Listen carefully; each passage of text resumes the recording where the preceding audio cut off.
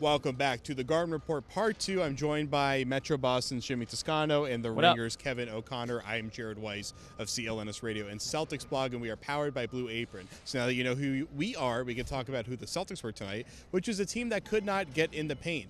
They basically, the Raptors put up a brick wall, which Brad Stevens talked about, how they just could not get through their perimeter defense. They actually hit a tying for a franchise record 17 threes, which is great, but they also didn't really take any shots inside of the three-point line, Jimmy. No, I mean, they took 43 three-pointers tonight. They took more three-pointers than two-pointers tonight, which is banana land. Stat of the night. Sounds like modern basketball to me. Yeah, I know. Yes, they hit 17, but the fact that they had to take so many, I mean, you're not going to generate points in the paint. You're not going to get to the line. You're not going to stop the clock. Maybe if you're down, you're trying to get some points going there. And without Isaiah Thomas, honestly, you're going to see them not get to the line as much because he's pretty much the only guy on the team that consistently gets to the line. He does it a lot, but unfortunately, not enough players do it as often as he does. And you're right, Jared. It does sound like modern basketball with all the three-pointers. But a lot of modern teams also are getting to the basket. It's threes and layups. Well, they don't have a dominant big man either. Yeah, and the Celtics didn't get any layups tonight, it seemed like. It seemed like they – how many free throws did they have tonight? Less than 10, fewer than 10, I'm pretty sure. Had 22. 27, actually. It was a lot closer than I would think. It didn't seem like they got from the line. But the points in the paint, what was the points in the paint? It was 38 to 22 for the Raptors. Yeah. Yep, exactly. And Valanciunas didn't even really score tonight. It's really Lowry, DeRozan, and Powell getting to the lane. And the Celtics have always had that issue. Even when Rudy Gay was here, or in Toronto, he was always able to get to the basket. Toronto has always done a good job at getting kind of angled drives at the Celtics defense. As good as they are moving on the perimeter, the Raptors are always able to kind of find ways to attack them at weird angles to get through their first layer. Used to be that they had Solinger back there, so they never really could get stops. But even with Horford and Amir and Kelly back there tonight, they still couldn't get a lot of stops. Yeah, and look, I mean, I know with Isaiah Thomas, a lot of people have been talking lately, like, oh, they're better without Isaiah because their defense is better. Well, it's wrong. True That's only people that don't know anything about basketball that are saying that on TV. Sure.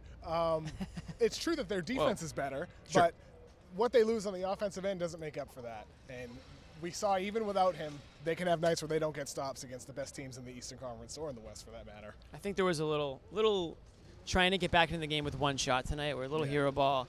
I think that, they weren't aggressive. And Toronto, they scored a ton of points. And one of their best scorers, DeMar DeRozan, is not a three-point shooter. I mean, he's getting his points at the line. He's slashing. We know Lowry can score from all over. He was 4 for 8 from 3 tonight, but he can score from, he can drive to the hoop just as good as anybody else can. So the Celtics do need to find ways to score other than just hoisting up prayers.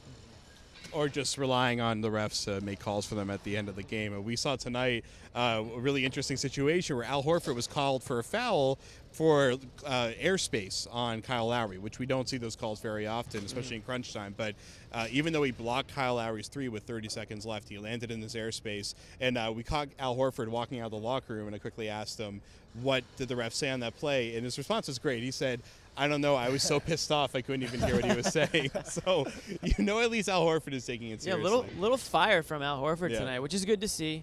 But I'm not blaming the rest of this game because I think they missed like 2 goaltends that the Celtics committed that went for blocks. The Celtics are losing games to good teams. This is not just a one-time thing. They lost to the Raptors. They lost to the Cavs. They lost to the Warriors. They lost to the Spurs. Quick, what's their defining win this season? Quick. There isn't one. There isn't one. Exactly. So it's becoming, we're 26 games into the season, and they really don't have anything to hang their hats on. Actually, I'd probably say that Orlando win on Wednesday was their defining win just because they lost Isaiah. Which says a lot about the season. So they can step up their game when they need to kick an opponent's ass, but they haven't won those really crucial contests that make the difference at the end of the season. Shout out to Adam Himmelsbach for the tweet. All right, well, we're going to end the show on a shout-out to Adam. So, for Kevin, for Jimmy, I'm Jared, for Jeremy behind the camera. We will see you after next Friday's game against Charlotte, and then we got Christmas time coming up. I'll be in New York on Christmas, so I'll do a little garden reporting from there. Wow. I'll be solo, so I might just kind of selfie myself on Facebook. We'll see. But, yeah, we will see you next time on the Garden Report Celtics postgame show, powered by Blue Apron.